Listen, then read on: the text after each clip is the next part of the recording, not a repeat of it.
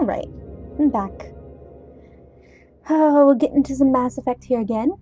Let's see. Before, we just became a Spectre, so that's cool, I guess. And we're gonna get on the ship and we're gonna go find the daughter of Matriarch Benezia, I think is who we're gonna go find. Also, I think I kinda sorta fixed the graphics. It definitely looks better than it did before. Okay. Not so muted, or whatever, like it was in the last episode. Getting to Normandy? Yeah, let's do it, why not? Next time we come to the Citadel, Stand by, shore party. Decontamination in progress.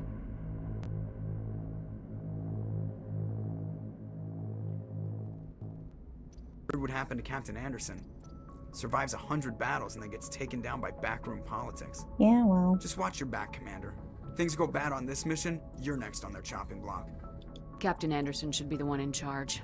It's like I'm stealing the ship from him. Yeah, the captain got screwed. But it's not like you could have stopped it. Nobody's blaming you. Everyone on this ship's behind you, Commander. 100%. Intercom's open.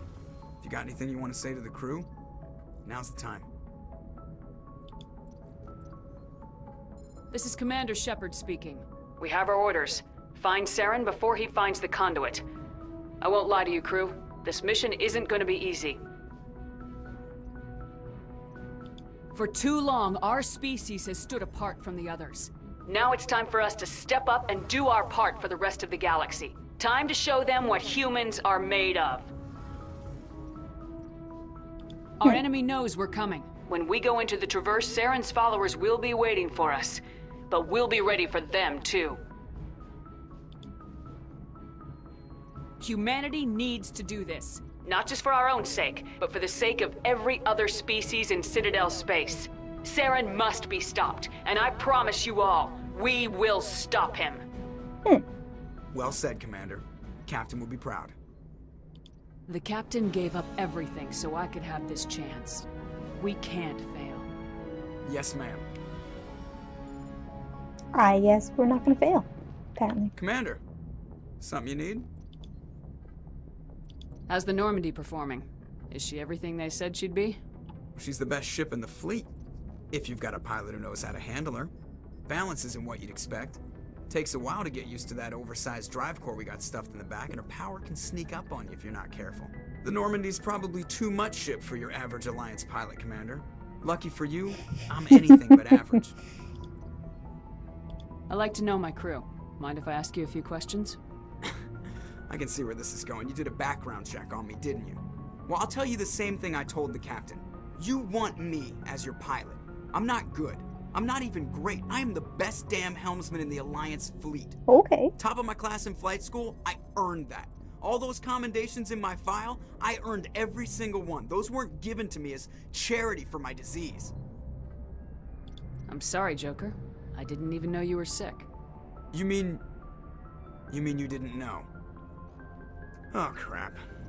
Okay, I've got Vrolik syndrome, brittle bone disease. The bones in my legs never develop properly. They're basically hollow, too much force and they'll shatter. Even with crutches and my leg braces, it's hard to get around. One wrong step and crack! It's very dramatic, but I've learned to manage my condition, Commander. Put the Normandy in my hands and I'll make her dance for you. Just don't ask me to get up and dance unless, you like the sound of snapping shin bones. What? Why does everyone call you Joker? It's a lot shorter than saying Alliance Flight Lieutenant Jeff Moreau. Plus, I love to make little children laugh. I was just thinking how much you remind me of Santa Claus. Look, I didn't pick the name. One of the instructors in flight school used to bug me about never smiling.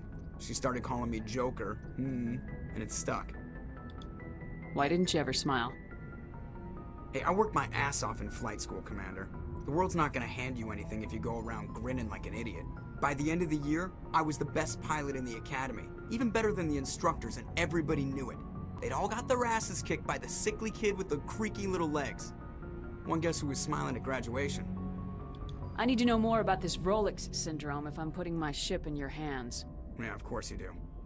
It's an extremely rare condition. Nobody knows exactly what causes it. Genetic, maybe. It's treatable, but there's no cure. They classify my case as moderate to severe. I was born with over a dozen fractures, hip, thighs, ankles. My bones were already breaking in the womb. 100 years ago, I wouldn't have survived past my first year. Lucky for me, modern medical science has turned me into a productive member of society. You're not gonna break a bone trying to fly the ship, are you? I don't fly with my feet, Commander, so I'm fine as long as I'm in this chair. I gotta be real careful when I get up to take a piss, though. I can do my job as well as anyone on the ship. Better, actually. So don't worry about it. I'm not trying to make you uncomfortable. Let's talk about something else. Whatever you want, Commander. How'd you end up joining the Alliance? Interesting. Look, if you're looking for an inspirational tale of the crippled kid overcoming impossible odds, you're gonna be disappointed. My mother was a civilian contractor working for the Alliance. I basically grew up on the Arcturus station back when they were building up the fleets. Spend all that time around Alliance ships, there's a good chance you'll end up going to the Academy. I have to go. Alright, see ya. Interesting. I like that. I recalled that he had a disability, but I couldn't remember what it was, and I'm really liking the fact that they don't baby him. Oh, apparently I got EXP for doing that. They don't baby him for any of it. I like that. Anybody else here to talk to? Anything to boop? No? I guess I'll just make the rounds and talk to people. Is there anyone? Okay, is there anyone on this side? Can I talk? No? No? No? Let's talk to you then, buddy. Hey, buddy. Yo. Yo! No? Okay, I guess we can't talk. That's cool, I guess. Where are my aliens? Question. I really don't want to get in the elevator right now. What's down here? People at a table. Oh, I can't open that yet. Hey! Hey, it's this guy. Yo, this guy, what's up?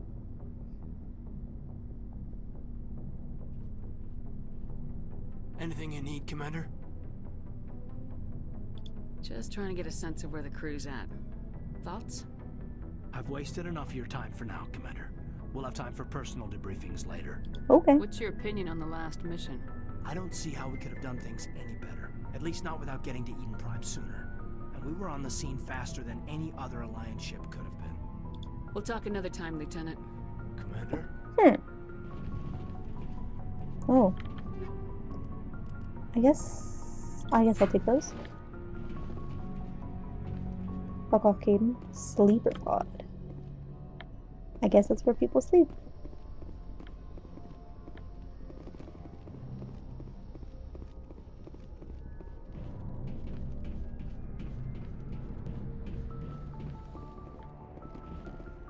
Oh, this is the med station. Hi, okay. Yo, lady, what's Yes, up? Commander? Is there something you need? How did you end up serving on an Alliance ship? I enlisted. Oh, wait, but wait. humanity needs the Alliance if we want to keep expanding through the Traverse. I should go. We already had Goodbye, that Commander. conversation.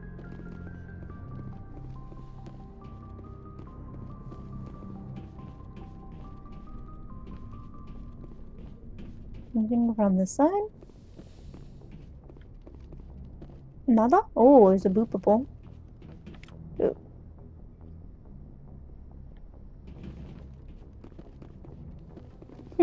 So where are the rest of my people? Okay, not with Caden. You know what? Fine, we'll do the elevator. Okay, elevator. Activate. Activate. Okay, we're going. Ba-da-ba-ba-ba-ba-ba-ba. Oh! Loading screen. Hello, that wasn't too bad. Ah, there's the rest of my people. Yo, Rex. Nice ship you've got, Shepard. What can I do for you? What's your story, Rex? There's no story. Oh, Go ask the Quarian if you want stories. You Krogans live for centuries. Don't tell me you haven't had a few interesting adventures. Well, there was this one time the Turians almost wiped out our entire race. That was fun. I heard about that. You know, they almost did the same to us. It's not the same. It seems pretty much the same to me. So your people were infected with a genetic oh, I guess mutation. you're right. An infection that makes only a few in 1,000 children survive birth? And I suppose it's destroying your entire species? I suppose it isn't all the same. I don't expect you to understand, but don't compare humanity's fate with the Krogan. I was just making conversation. I wasn't trying to upset you. Your ignorance doesn't upset me, Shepard.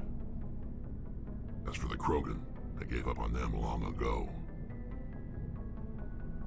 The genophage infected us, but it's not what's killing us. Are your people really dying? We're sure not getting any stronger. Hmm. We're too spread out. None of us are interested in staying in our own system. Lots of species have left their homes and prospered. But they go to colonize new worlds. We're not settlers. We're warriors. We want to fight. So we leave. Hire ourselves out. And most of us never go back. What can you tell me about the genophage? Ask the Solarians if you want details. They made it. Hmm. All I know, it makes breeding nearly impossible. Thousands die in stillbirth, and most never get that far. Every Krogan is infected, every one, and no one's rushing to find a cure. Why don't the Krogan try to find a cure? When was the last time you saw a Krogan scientist? That's true. You ask a Krogan, would he rather find a cure for the genophage or fight for credits? He'll choose fighting every time. It's just who we are, Shepard. I can't change that. Nobody can. So long, Rex. Shepard. Shepard. Hmm. Let's see, isn't it?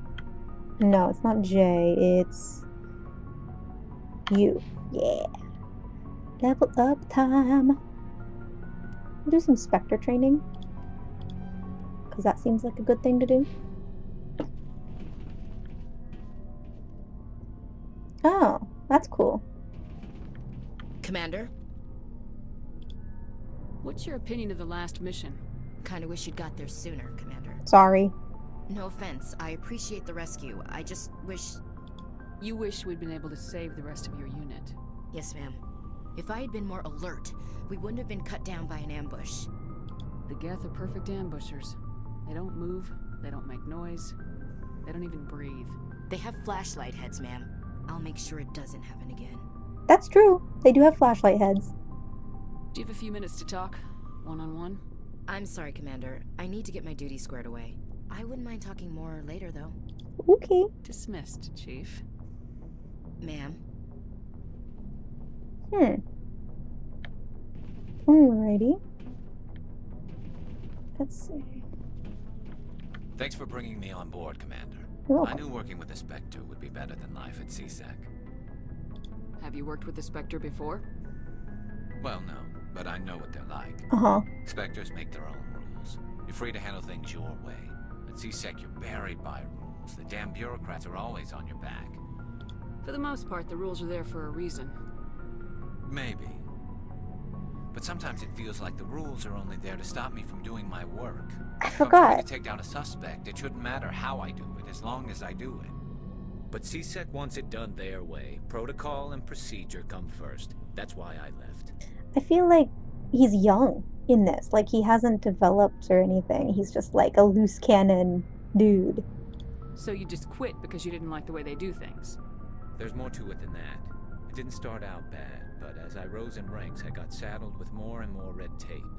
CSEC's handling of Saren was typical. I just couldn't take it anymore. I hate leaving. I hope you made the right choice. I'd hate for you to regret it later. Well, that's sort of why I teamed up with you. It's a chance for me to get off the Citadel, see how things are done outside CSEC. Either way, I plan to make the most of this. And without CSEC headquarters looking over my shoulder, well, maybe I can get the job done my way for a change. You know, you're under my command, asshole. If getting the job done means endangering innocent people, then no. We get the job done right, not fast. Got it?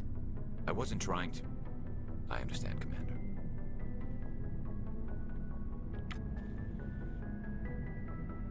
Where's the quarry? Hey, Commander. Looking for some extra supplies before you head out? What have you got? Whatever you want. Armor, weapons, mods. It's not standard Alliance issue, but that's not necessarily a bad thing. Well, as long as you don't mind paying for it. Why should I pay you for my weapons and armor? My stuff doesn't come from the Alliance. I have to purchase it myself, and it's not cheap. Hell, the licenses alone have set me back more than I'd like. But no licenses, no goods. Without the goods, I'm out of a job. What are licenses? Why do you need them? Manufacturers sell licenses. Each license allows me to buy and sell a certain brand of products. Like Microsoft. I already have several basic ones, but you'll need to buy more if you want me to bring in different brands. Many of the best licenses are hard to get, but they're well worth the cost if you can find them. What do the different manufacturers offer? There are too many for me to keep track of, but each license will explain what it's good for. How often will you get new items? Well, that depends on how many licenses you've purchased, but I'll rotate items on a regular basis regardless. And anytime we land someplace with a big enough port, I'll buy, sell, and trade whatever I can. Check back often. I need to move items quickly, so only the most basic items will be stocked consistently. Let's see what you got. You bet, Commander. Well, he's got super expensive shit.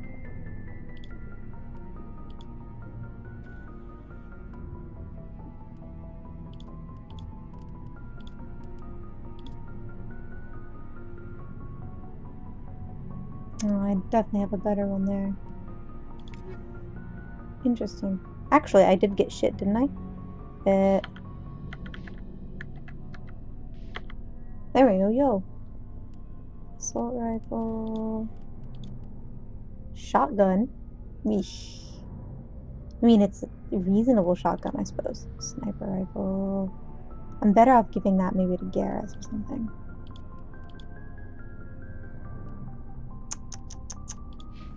Oh, whatever.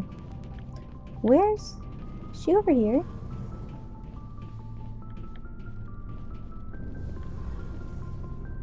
Yeah, there she is. Anyone else? Who's this? Commander, you know that Quarian, Tally? She's been spending all her time down here asking me about our engines. I'll tell her to leave you alone. What? No, she's amazing. I wish my guys were half as smart as she is. Give her a month on board and she'll know more about our engines than I do. She's got a real knack for technology, that one. I can see why you wanted her to come along. I figured she'd be a real asset to the team. You got an eye for Tally, Commander, but I'm guessing that's not why you came down here. Fill me in on the IES stealth system. How does it work exactly? You can't hide a ship out in space. They emit too much heat and radiation. Too easy for sensors to pick them up, unless you find a way to capture those emissions. Makes So sense. our stealth systems trap the energy we give off in storage sinks built into the ship itself. No emissions to give away our location. Eventually the sinks have to be vented. More than a few hours silent running and they overheat. Cook us inside our own hull. What? There's no way for anyone to detect us? I mean, A visual visual. scan can still pick us up. Anyone looking out a window can see us plain as day. But you have to be pretty close to get an actual visual out in space. Most vessels rely on scanners. As long as the stealth systems are engaged, they can't see us. Not unless we accelerate to FTL speeds. Why doesn't it work with faster than light travel? Cranking up to FTL blue shifts our emissions, pushes them into frequencies too high to capture in the sinks. As soon as we make the jump, it's like setting off a flare. Sensors can pick up our location whenever we enter or exit FTL flight, but for short-range missions, our stealth systems are amazing, and we've got the only one. Where else have you served, Adams? If you name a class of Alliance ship, I've probably served on it. Everything from dreadnoughts and carriers right down to frigates like the Normandy. Oh, I thought it was a My frigate. last assignment was on the Tokyo. Only a cruiser, but she was a good ship. Couldn't hold a candle to the Normandy, though. Tokyo, huh? I want to know more about the Normandy. She's the best ship I've ever served on. Probably the fastest vessel ever designed. And she's the only one using the new Tantalus drive core. What's so special about the Tantalus drive core? Proportionally, it's about twice the size of any other vessel. Not only are we faster, but we can run at FTL speeds longer before we have to discharge the core. Nice. Carry on, Adams. Aye, aye, Commander. Look at all the EXP I get from chatting with these people. I do like that they reward you for that. Oop, boop that. Your ship's amazing, Shepard. I've never seen a drive core like this before. I can't believe you were able to fit it into a ship this small. I'm starting to understand why you humans have been so successful. I had no idea Alliance vessels were so advanced. The Normandy's a prototype, cutting-edge technology. A month ago, I was patching a makeshift fuel line into a converted tug ship in the flotilla. Now, I'm sitting on board one of the most advanced vessels in Citadel space. I have to thank you again for bringing me along. Traveling on a vessel like this is a dream come true for me. I had no idea you found ship technology so interesting. It comes with being a Quarian. The migrant fleet is the key to the survival of my people. Ships are our most valuable resource. But we don't have anything like this. We make do with cast-offs and second-hand equipment. We just try to keep them running for as long as we can. Some of the fleet's larger vessels date all the way back to our original flight from the Geth. Why don't they colonize just a different planet? I can't believe your fleet's still using ships that are 3 centuries old. They're constantly being repaired, modified, and refitted. They aren't pretty, but they work. Mostly. We've tried to make ourselves as independent as possible on the flotilla. Grow our own food, mine, and process our own fuel. But some things we just can't make on our own. A patch to maintain the hull integrity requires raw materials we just don't have. That's why our pilgrimages are so important. Interesting. Tell me about your people. Our lives aren't easy. Resources are scarce, and we are constantly on the move. Everything we do must in some way contribute to the continuation of the migrant fleet. There are 17 million Quarians in the flotilla. Wow. And each of us relies on the others for survival. The bonds among my people are strong. Unfortunately, we have had to surrender many of the freedoms and civil liberties other species take for granted. What kind of freedoms? Well, it's illegal for parents to have more than one child.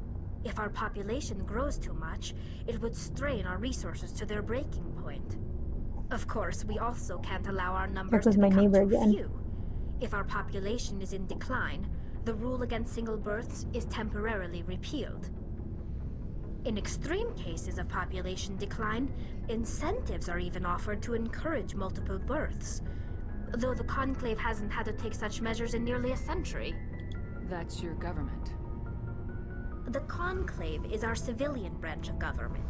Each ship can elect a representative to serve on the Conclave and make decisions that affect the fleet as a whole. On matters that affect an individual ship, however, the captain has the final say. It's a tradition that dates back to the early days, when the fleet was governed by martial law. Fortunately, most captains nowadays are smart enough to have an elected council from their crew to give them advice and guidance. So the ultimate power rests with elected officials? In practice, the Conclave and the respective council for each ship tend to set the rules that govern our daily lives. But in theory, we are still under military jurisdiction. The 5 top-ranking military officials in the fleet serve on the Admiralty Board. These 5 have the power to overrule any decision by the Conclave in case of emergency. Interesting. To do so requires unanimous agreement among the Admiralty, and they can only do this once. After that, the entire board must resign their posts. It's a safeguard that served us well. In nearly 3 centuries, the Admiralty Board has only overruled the Conclave 4 times. I want to know more about the Geth. I doubt I can tell you anything you don't already know. It's been almost 3 centuries since they drove my people into exile. All I know is the story of their origins, what they were when we created them, and how they turned on us. Interesting. The Geth were originally created to serve as an automated manual labor force. Initially, their intelligence was as limited as any VI. Over time, we made small modifications to their programming to allow them to perform more varied and complex tasks, bringing them closer and closer to true AI status. How come the Council didn't step in and stop you? This wasn't true AI research. We may have been skirting the bounds of the law, but we never did anything that was actually illegal. The changes were so insignificant, so gradual, that we were able to control them. Or so we thought. But one thing we underestimated was the power of the neural network. A million Geth thinking simultaneously created an inherently unstable matrix. So the Geth share brain power? Many of the Geth's logic systems were designed to work in concert with other nearby Geth. Basically, the more of them you have in a group, the smarter they are. So there's some sort of group consciousness? No, nothing like that. They cannot share sensory data or information.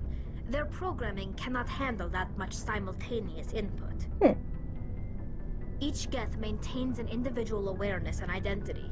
The neural network only operates on a process-based level. It's basically the synthetic equivalent of a subconscious. But when they're in close proximity, they can coordinate low-level functional processes, freeing up more capacity for original or independent thought. That doesn't make any sense. I'm probably oversimplifying. The Geth are incredibly advanced and complex creations. All you need to know is that they get smarter when they gather in large numbers. As we built more and more Geth, their effective intelligence became more sophisticated, more abstract. One day, a Geth began to ask its Quarian overseer questions about the nature of its existence. Am I alive? Why am I here? What is my purpose? As you can imagine, this caused a near panic among my people. I don't see what's so bad about those questions. The Geth were created to engage in mundane, repetitive, or dangerous manual labor. That's fine for machines, but it won't satisfy a sentient being for long. The Geth were showing signs of rudimentary self-awareness and independent thought. If the Geth were intelligent, then we were essentially using them as slaves. It was inevitable the newly sentient Geth would rebel against their situation. We knew they would rise up against us, so we acted first. A general order went out across all Quarian-controlled systems to permanently deactivate all Geth. The Geth responded to this order violently. Hey, you can't blame them for fighting for their survival. We had no other choice. The Geth were already on the verge of revolution. By acting quickly, we had a chance to end the war before it began. The hope was that most of the Geth would still be little more than machines, incapable of organized resistance. But they had progressed much further than anyone anticipated. The war was long and bloody. Millions upon millions of Quarians died at their hands. In the end, we were forced to flee our own homeworld. We feared the Geth would pursue us, but they never came beyond the Veil. Now we drift through space, exile searching for a way to reclaim what was once ours. I feel like what they did was Don't feel sorry for you. Your ancestors tried to wipe out another species. Exactly. We made a mistake when we created the Geth in the first place. But we did not make a mistake when we went to war against them. I disagree. If we had not acted, they would have wiped us out. They're a synthetic life form. They have no use for organics. None. Why do you think they cut themselves off from the rest of the galaxy? Why do you think they've killed every organic being who's ever tried to contact them? They didn't kill Saren. What does that tell you? The Geth are not innocent victims in all this. They're the enemy. They want to destroy us. Not just the Quarians. All organic life. That's why they've joined up with Saren. And that's why we have to stop him. Well, I mean, I agree in stopping Saren, but... I want to know more about the pilgrimage. When my people reach maturity, we leave our birth ships and seek acceptance with a new crew. It's necessary to maintain genetic diversity among the fleet. But no ship wants to accept someone who will be a burden on them. So, to prove our worth, we embark on a pilgrimage. We set out alone, leaving the flotilla and our families behind us. We only return once we have found something of value we can bring back to the fleet. This is presented as a gift to the captain of the respective ship we wish to join. If the gift is accepted, we are welcomed into the crew. Can a captain choose to reject the gift? That doesn't happen often. Most captains are eager to increase the size of their crew. It increases their own standing in our society. Even when a gift is not particularly valuable, the captain usually accepts it out of a sense of tradition. However, there is a stigma to presenting a substandard gift. It's not the best way to make a good impression on a new community. Most pilgrims don't return until they find something worthwhile. I can't believe they just send you off alone. It's not like they just cast us out. Before we leave, we are given lessons in how to survive outside the flotilla, and given gifts to help us on our journey. We also receive implants to fight off sickness and disease. Generations of living in an isolated and highly controlled environment have left our immune systems weaker than most. Hence the suit. By the time we leave the fleet, we are well equipped for the pilgrimage. This is a rite of passage for all Quarians. If it were dangerous, our numbers would suffer. Virtually every pilgrimage ends with a triumphant return and the ritual presentation of the gift to one of the fleet's captains. I want to talk about something else. Like what? I think we've talked about everything, yeah. I should go. See you later. Like, I feel like just because they were sentient and they asked you a question, okay, so you can no longer use them for labor, but that doesn't necessarily, doesn't have to stop them from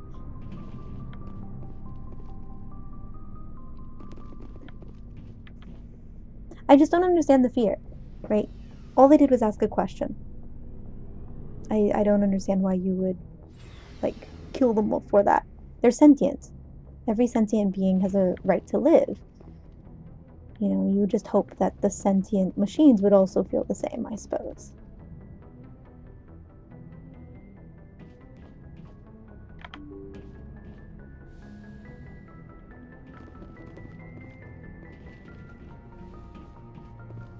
It's back here. I haven't been back here yet.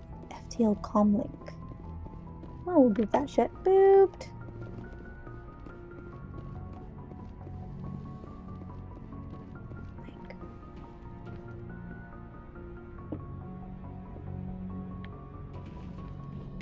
Okay, so let's do this.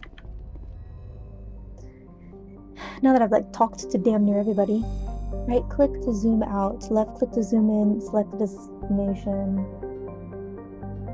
Okay. Zoom out. Zoom out.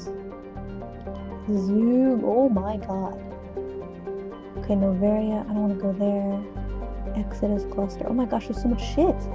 Gemini Sigma, Paris Row, Hawking Kepler Verge, Armstrong Nebula. That's cool. Oh my god, look at the galaxies beneath it. Pharos and the Voyager cluster. That's cool. Hades, Gamma, Liara's dig site. This is really neat. What's over here? Where's Earth? Earth is somewhere out here, right? We're in one of the arms.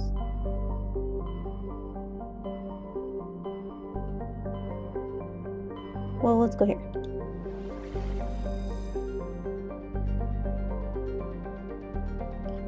Knossos, Athens, Macedon, Sparta. Oh my god.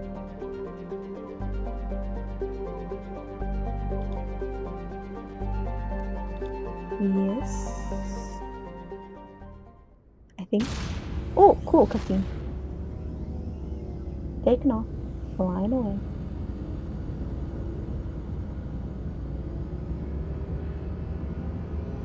I feel kind of bad. We've just been sitting in the Citadel the whole time. They're like, are we going?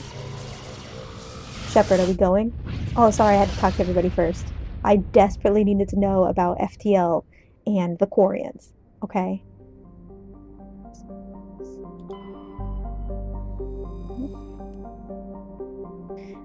Phaistos is a small terrestrial carbon dioxide and xenon. Hot. Okay. So we don't want to go there. Therum. Distant but rich industrial world claimed by the Human Systems Alliance. Its plentiful heavy metals have fueled recent manufacturing boom on Earth. Core samples rich with the fossils of simple silicon-based organisms indicate Therum was more habitable in the past than it is at present. Perhaps this explains the many Prothean ruins, most of which have been looted by mining corporations. Okay, so that is a possibility. Therum is. Okay. Zachary.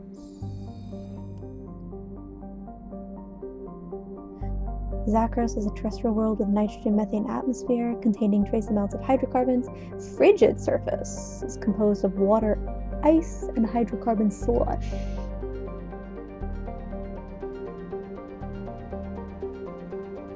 Okay.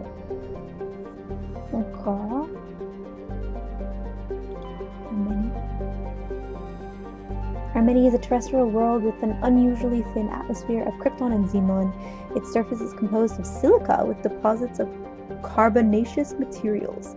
The initial flyby probe over Armeni detected multiple areas at the equator with oddly regular surface protrusions. Closer investigation revealed these as millions of elaborate crypts a few meters below the surface, left by a long-extinct spacefaring species called the Zaelf. Many human universities wish to perform archaeological excavations. Council law holds grave sites as sacrosanct, however, and the matter has been tied up in court for a decade. Huh. There should be one more. Where is it? There it is. Arcanes? Small hydrogen helium gas planet Arcanes has been developed as a full-featured, if modest, stopovers for ships hauling refined materials from Therum. In addition to a powerful magnetic field to dump drive charge Arcane. Survey? Oh, okay, cool.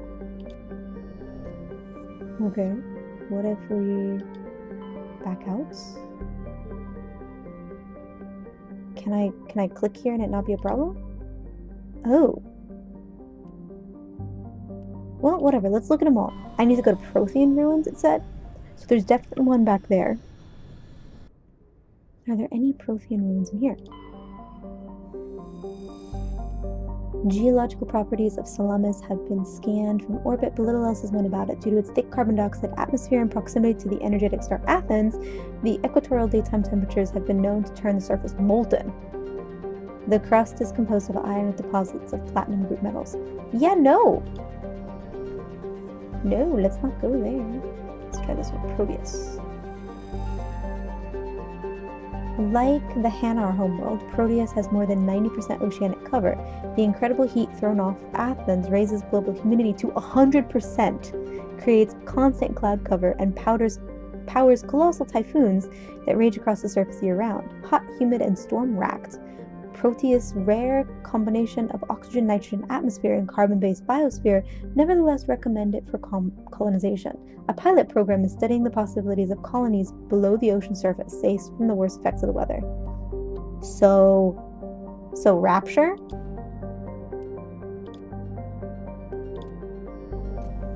Rapture. Circe? Modestly sized hydrogen helium gas giant with traces of sulfur and chlorine. These give it striking yellow-green tints. As the development of Proteus colony continues, Circe will likely be developed from helium-3 mining.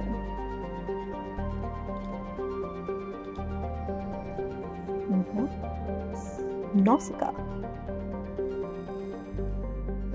Traces of sodium in the atmosphere give Nausicaa its overall dark gray color, but it is otherwise a typical hydrogen helium gas giant. An abundance of water vapor in the upper atmosphere account for its white clouds. Okay. That it? Oh, we got one more. Where is it? We're here. Pharos. Distant Pharos has seen only a cursory examination by an unmanned probe. It has trace atmosphere of nitrogen and argon. Its surface is mainly composed of tin with deposits of carbon. Deeper craters have been partly filled by ice, suggesting there may be a significant amount of water locked up beneath its frozen surface. A large ice-bright crater in the southern hemisphere makes the planet visible from the inner system, leading to the planet's name.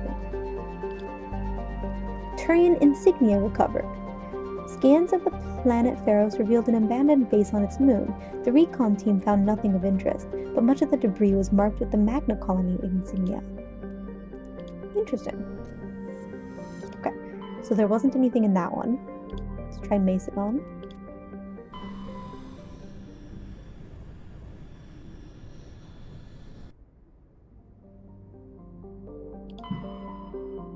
Shargila. Warning! Level 1 pressure hazard. Shargila has very dense atmosphere of ammonia and oxygen.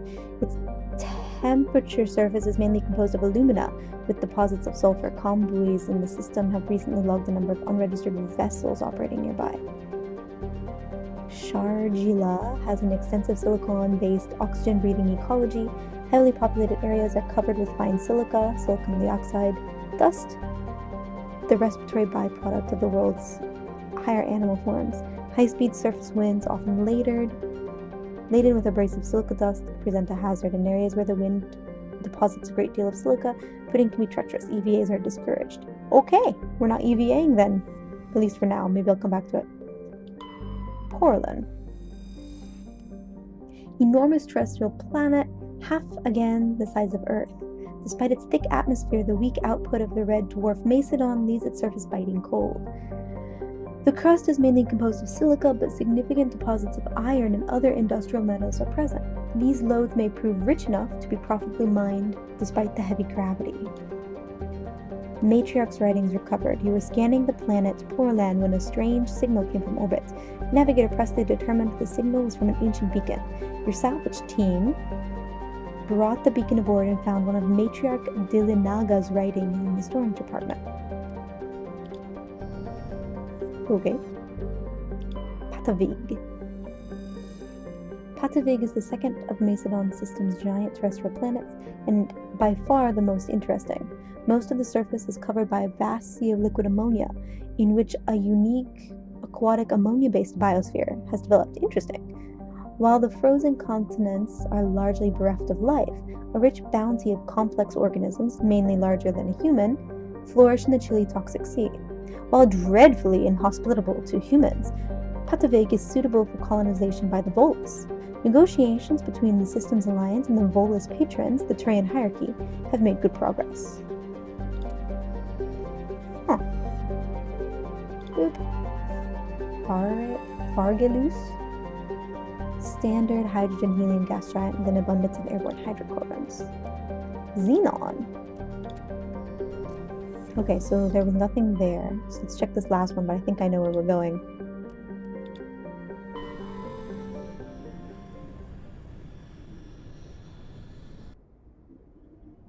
Sparta! Tremaine. Tremarna?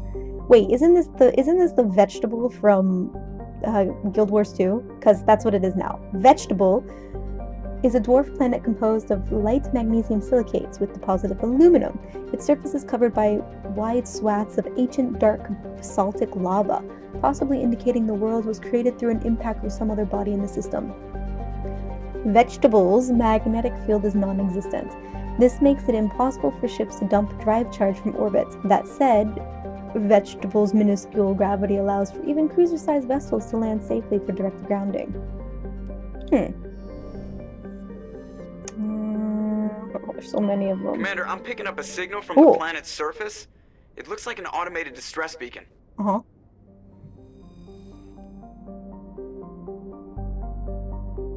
Daedalus is a terrestrial planet with an atmosphere of carbon dioxide and nitrogen. Daedalus's surface is covered by wide deserts of silicate sand, with only a few areas of ingenious rock highlands to break the abrasive dust-choked wind. Daedalus's orbit is congested with debris thrown inwards by the gravity of the gas giant Ontamalka. Due to the high rate of meteor impacts, exploration is highly dangerous. Okay, well that's not where we need to go, so I'm going to back out of that for now. Have I done you? Altaia is an unusually large terrestrial world with a trace atmosphere of methane and ammonia. The surface is frozen and mainly composed of sandstone and other sedimentary rocks with a deposit of iron and chlorides. Judging by the sedimentary composition of the crust, it appears that Altaia once possessed an atmosphere thick enough to support some form of liquid. What cataclysm stripped the atmosphere and left the planet to freeze is not currently known. you. Large hydrogen-helium gas giant with traces of chlorine and sulfur in the atmosphere. Its massive gravity well tugs many asteroids from the outer belt inwards, past the orbit of Gaia and Daedalus, and eventually settle into the inner belt. Ontamalka's orbit is congested with hundreds of captured moons. Most last only a few thousand years before being ejected, dragged down into the atmosphere, or ripped apart by tidal forces and added to the gas giant's immense rings. Attempting to navigate this chaotic environment is hazardous at best. Ships without military-grade kinetic barriers are likely to suffer catastrophic impacts. Hydrogen. I think there's only one more. Yeah, it's back here. Alsages. Small distance Alsages is a small terrestrial with trace atmosphere of methane and argon. The surface is composed of water, ice, and calcium with occasional deposits of light metals. During the Alliance pirate suppression campaign in the 2160s, the Batarian Eluam Ranpera was caught with his frigate Tunaron grounded on Alsages for drive discharge. When challenged by the cruiser Hyderabad, Ranpera refused to surrender. The Trenon was destroyed attempting to take off. The debris is strewn across the southern hemisphere. Plutonium. Okay, so I know where we're going. So theoretically I could go to that distress beacon, but I want to deal with, I'm sure that it will show up in my log that I need to do it. I want to go deal with the Asari right now. So, and she was on Ferrum. So I think what we'll do is we will stop this one here, and then the next time we will go in and take on Therum.